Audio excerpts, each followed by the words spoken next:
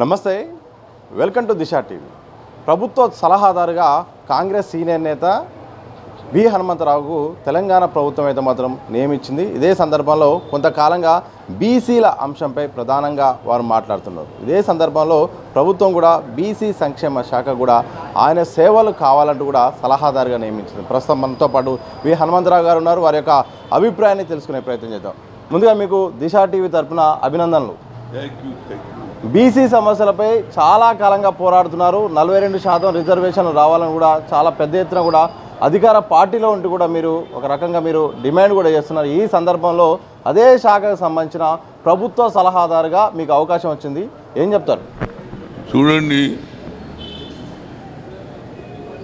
నిజంగానే ఓబీసీలు జనాభాలో అధిక సంఖ్యలో ఉన్నది మా జనాభానే. యావత్ భారతదేశంలో అన్నిటికంటే హైయెస్ట్ పాపులేషన్ మాది ఉంది. ఇక్కడ కానీ ఉత్తర భారతం కానీ దక్షిణ భారతం కానీ ఎక్కడ లెక్కలు చూసినా మోర్ దాన్ 60% ఉన్నారు. అదేవిధంగా మన రాష్ట్రంలో రేవంత్ రెడ్డి గారు ఏ విధంగానైతే రాహుల్ గాంధీ గారు కన్యాకుమారి నుంచి కశ్మీర్కు భారత్ జోడో యాత్రలో వాక్ చేసేటప్పుడు ఆయన ప్రజల నుంచి వచ్చిన స్పందన, ప్రజల ప్రాబ్లం తెలుసుకొని ఏమన్నాడు, అదే నేను కేవలం ఎస్సీ ఎస్టీలకే అన్యాయం జరుగుతుంది అనుకున్నా, కానీ వారికంటే ఎక్కువ సంఖ్యలో ఉన్నటువంటి ఓబీసీలకు ఎక్కువ అన్యాయం జరుగుతుందని ఒక తన మనసులున్న మాట చెప్పేశాడు. We come to the power, we'll conduct caste wise census. అంతటితో అగలే జితినా ఇచ్చేదారి అంటే according to their population their reservation should be given అన్నాను. దాన్ని ఆసరా తీసుకొని నేను 10 జిల్లాలు ఉమ్మడి జిల్లాలు తిరగడం జరిగింది. ఆ తర్వాత రేవంత్ రెడ్డి గారు కూడా రాహుల్ గాంధీ సందేశాన్ని తూచా తప్పకుండా కామారెడ్డిలో డిక్లరేషన్ చేశాడు. సిద్ధరామయ్య సమక్షంలో 42% ఏదైతే లోకల్ బాడీ ఎన్నికల్లో నేను రిజర్వేషన్ ఇస్తానని చెప్పాడు. దాని ప్రకారంగా ప్రభుత్వం వచ్చింది. రావడంతో మొట్టమొదటి కార్యక్రమం రేవంత్ రెడ్డి తీసుకున్నది ఏంటంటే ఈ కులగన చేయడానికి 150 కోట్లు శాంక్షన్, క్యాబినెట్లో నిర్ణయం, అసెంబ్లీలో బిల్లు పాస్ చేయడం, ఆ తర్వాత ఆర్డినెన్స్ తీసి గవర్నర్కు పంపిస్తే అది కోల్డ్ స్టోరేజ్లో వేస్తే ఇక్కడ అన్యాయం జరుగుతుందని ఢిల్లీ దానికి వచ్చాడు. జంతర్ మంతర్లో ధర్నా పెట్టాడు. దాంట్లో కూడా being a chief minister participate చేశాడు. దానికంటే ముందు కిషన్ రెడ్డి గారికి చెప్పారు, అయ్యా మేము ప్రధానమంత్రిని కలుస్తాము, మేము తీసుకున్న నిర్ణయానికి న్యాయం జరగాలి అని ఆయన ఆలోచన కల్పలే జరిగారు. ఆ తర్వాత రాజీవ్ గాంధీ గారి ఆలోచన పంచాయతీరాజ్ వ్యవస్థలో ఏదైతే తన తల్లి చనిపోయినప్పుడు 3 రోజులు ప్రతి మహిళ మా అమ్మ చనిపోయిందని ఒక పొయ్యి కూడా ముట్టియలే, 2 రోజుల వరకు భోజనాలు చేయలే.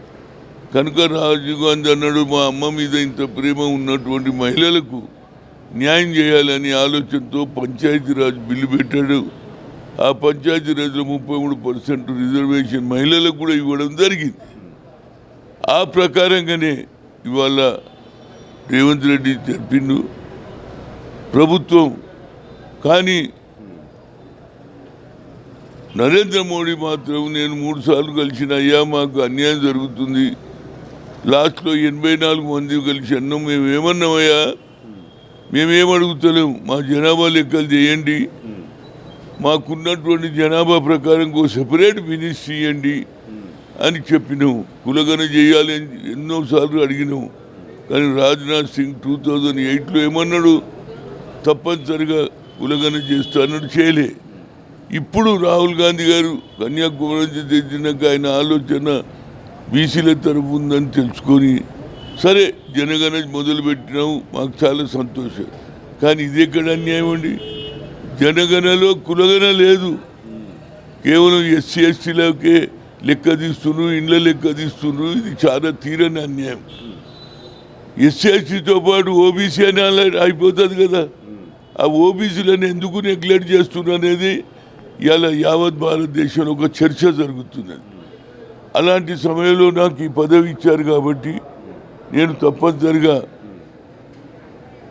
నరేంద్ర మోడీకి ఉత్తరమే రాసిన, అయ్యా ఇవాళ పంపుతున్నా, అయ్యా నువ్వు 10వ తేదీ నాడు తెలంగాణకు వస్తున్నావు, ఆ కులగణలో భాగంగానే ఎస్సీ ఎస్టీతో భాగంగా ఓబీసీ అని పెట్టేస్తే మా జనాభా లెక్క తెలుస్తుంది, మా ప్రమోషన్లు తెలుస్తుంది, మా ఉద్యోగాలు తెలుస్తుంది. మాకు రాజకీయంగా మొన్న జరిగినటువంటి లోకల్ బాడీలో ఏది బీసీలు 56% గెలిచారండి, 52% గెలిచారు.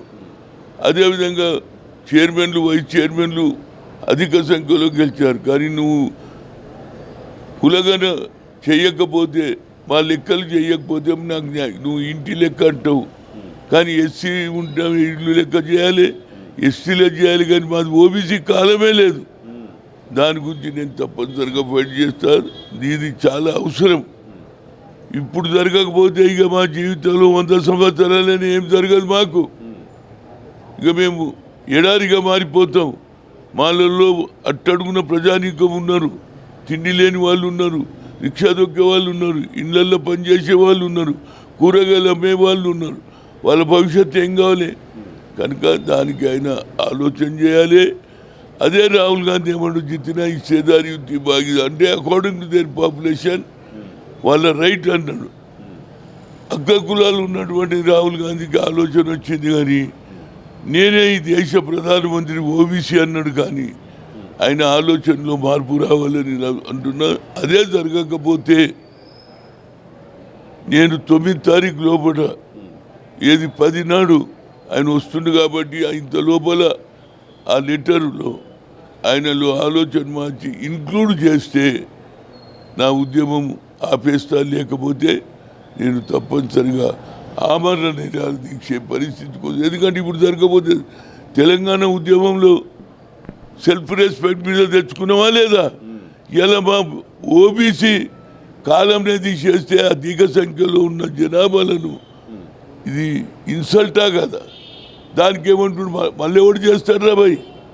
ఒకసారి అలా ఇల్లట, ఒకసారి తర్వాత అయ్యేది కాదు.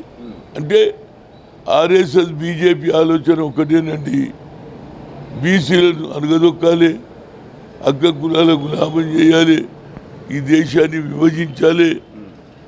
ఏది ఆర్ఎస్ఎస్ ఆలోచనను నరేంద్ర మోడీ ఇంప్లిమెంట్ చేస్తున్న మహిళలు ఇప్పుడు ఏమంటుండ్రు, మేము మహిళలకు వ్యతిరేకం అంటున్నారు ప్రతి బీజేపీ నాయకుడు. అరే మేము మహిళలకు వ్యతిరేకం కాదు రాబాయ్. మహిళా బిల్లు సాకలోడు ఎక్కడ పోయిండు, మంగళోడు ఎక్కడ పోయిండు, ఒడ్డరోడు ఎక్కడ పోయిండు? వాళ్ళకు వద్ద రిజర్వేషన్ కేవలం అగ్ర కులాల వల్లేనా పరిపాలించేది? కనుక పేదలకు కూడా ఉండాలి ఈ రిజర్వేషన్లో కాలమని ప్రియాంక కొట్లాడింది, రాహుల్ గాంధీ కొట్లాడిండు. అందుకుంచే బిల్లు వీగిపోయింది. ఇప్పుడు ఏమంటున్నారు, ఏది ఇవాళ డిలిమిటేషన్ అయిన ఉంటే ఎస్సీ ఎస్టీలకు అన్యాయం జరుగుతుందో అంటున్నారు. అరే మరి ఓబీసీల సంగతి ఏందిరా బాబు? మీరు సంఖ్య పెంచుతున్నారు కానీ సంఖ్యలో భాగస్వామి ఏడు ఉందని నేను అడుగుతున్నా. మహిళలకు వ్యతిరేకం కాదు, మహిళలో పేదవాడు ఎక్కడ పోయిండని అడిగింది ఎవరు? ప్రియాంక గాంధీ. రాహుల్ గాంధీ అడిగాడు, దానికి జవాబు చెప్పలే. కేవలం పెంచేదే. ఆ పెంచులో మా సంగతి ఏది ఉండాలి కదా. మేము కూడా రాజకీయాలు రావాలని మేము ఓట్లేసే మిషన్లమా?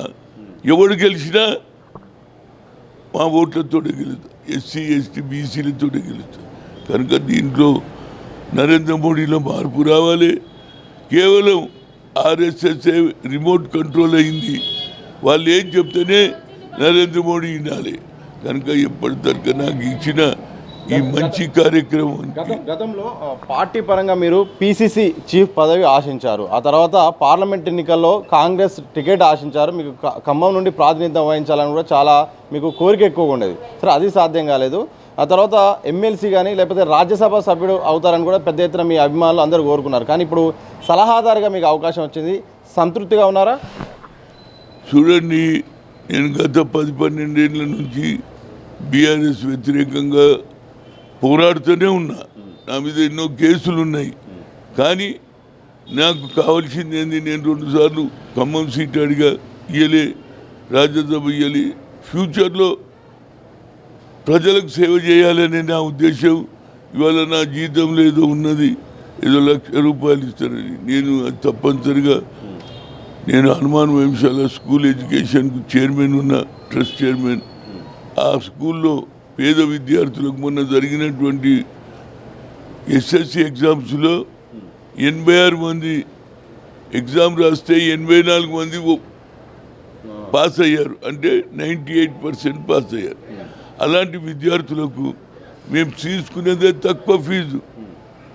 అడ్మిషన్ తీసుకునేటప్పుడు 10,000, ఆ తర్వాత 12 నెలలు పిల్లలకు చదువు చెప్పేది ఇంకొక 10,000, అంటే 20,000 తీసుకుంటాం మేము. కానీ ఇవాళ ఉన్నటువంటి ఎడ్యుకేషన్ సిస్టంలో 20,000లలో ఏడాది మొత్తం చదివే స్కూళ్ళు ఉన్నాయా? దానికి నేను ముఖ్యమంత్రి గారిని రమ్మంటున్నా. మా స్కూల్ ఎడ్యుకేషన్ చూడండి. ఎడ్యుకేషనే కాక మేము స్పోర్ట్స్ కూడా ఎంకరేజ్ చేస్తాం. స్విమ్మింగు, వెయిట్ లిఫ్టింగు, కుస్తీలు, ఇవన్నీ చేస్తాం. కనుక అంటే మీరు ప్రభుత్వ పరంగా వచ్చే జీతభత్యాలు మీరు తీసుకోవట్లేదుగా? నేను తీసుకోక, అదేవిధంగా నేను దామోదరం సంజీవ ట్రస్ట్ చైర్మన్ ఉన్నా. దానికి కూడా స్మృతి భవన్ కట్టియడానికి యాజ్ ఎ చైర్మన్గా గతంలో రాహుల్ గాంధీ గారు కూడా వచ్చారు. అలా ఊరికి గుడిసెలు ఉన్నాడు. 2 సార్లు ఏఐసిసి అధ్యక్షుడిగా ఉమ్మడి రాష్ట్రానికి ముఖ్యమంత్రి అయినాక సరైన గౌరవం ఇవ్వాలనేది నా ఉద్దేశం. నీతి నిజాయితీగా ఇన్ని పదవులు ఉండి సొంత ఇల్లు లేదు, గుడిసెలో ఉన్నాడు. అలాంటి ఆలోచన కలిగినటువంటి సంపాదించేందుకు రాలేదురా బాబు, నేను సేవ చేయడానికి వచ్చినానే. చదువుకున్నటువంటి దామోదర సంజీవ గారికి న్యాయం చేయాలని నా జీతం కూడా అందులో ఇటు హనుమాన్ విషయాలకు ఇవ్వాలని ఆలోచన చేస్తుంది. మీకు పదవి రాగానే చాలా మందిలో కూడా పెద్ద ఎత్తున కూడా ఒక సంతోషంగా అనిపిస్తుంది. సమయం ఇప్పుడు 8 గంటలు అవుతుంది ఉదయం, మొత్తం వందలాది మంది కూడా మీ ఇంటి దగ్గరికి వచ్చారు. ఏం చెప్తారు వాళ్ళ తరపున? మీకు పదవి వస్తే వాళ్ళకు వచ్చినట్టుగా ఫీల్ అవుతున్నారు? వాళ్ళకు ఒకటి ఏంటంటే, హనుమంతన్న ఒక పదవి వస్తే 10 మందికి సాయం చేస్తాడనేది వాళ్ళ ఆలోచన. మా బాధ చెప్పుకుంటేందుకు ఒక వ్యక్తి ఉన్నాడు. మాకు ఎప్పుడు కూడా ఆయన జీవితాంతం ఎక్కడికి పోయినా ఏడా అన్యాయం జరిగినా ఆయననే పోతాడు. రైతుల మీద అన్యాయం జరిగి సంఖ్యలు వేస్తే పోతాడు. అదేవిధంగా సిరిసిల్లలో ఎస్సీలకు అట్రాసిటీ పోతే పోతాడు. అదేవిధంగా హాజీపూర్లో అమ్మాయిల మీద రేపై మర్డర్ పోతాడు. కనుక హనుమంతన్న పేదలకు ఎక్కడ అన్యాయం జరిగితే అక్కడికి వస్తాడు, మా బాధ వింటాడు, మాకు సరి అయిన సాయం చేయడానికి ప్రయత్నం చేస్తాడన్న ఉద్దేశంతో అందరూ సంతోషంగా ఉండాలనేది నా ఉద్దేశం. బీసీ సంక్షేమం ప్రకారం చూస్తే రాష్ట్రంలో ఇటు సప్లా నిధులు కూడా పూర్తి స్థాయిలో అమలు కావట్లేదు ఒకటి ఉంది. బీసీలకు సంక్షేమానికి కూడా చాలా నిధులు కేటాయించాల్సిన బాధ్యత రాష్ట్ర ప్రభుత్వంపై ఉంది. మరి మీ తరపున ప్రభుత్వానికి ఎలాంటి సలహాలు ఇస్తారు, ఏం చేస్తారు?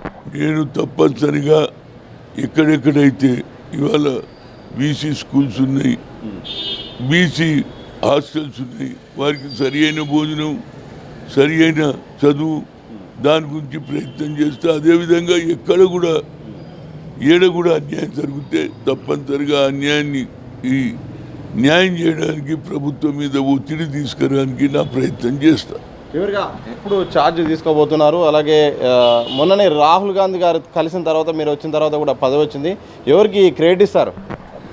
చూడండి, నా పనే క్రెడిట్.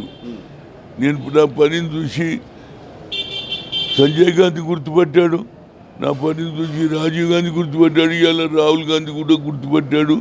అదేవిధంగా మొదటి నుంచి ఏదైతే రేవంత్ రెడ్డి వచ్చినప్పుడు ఆయనకు పూర్తి సహకారం అందించా, వట్టికి సహకారం అందించా, అందరం కలిసాం. కాబట్టే కాంగ్రెస్ ప్రభుత్వం 10 ఏళ్ళు పరిపాలించిన బీఆర్ఎస్ వ్యతిరేకంగా ప్రజలు తీర్పిచ్చారు.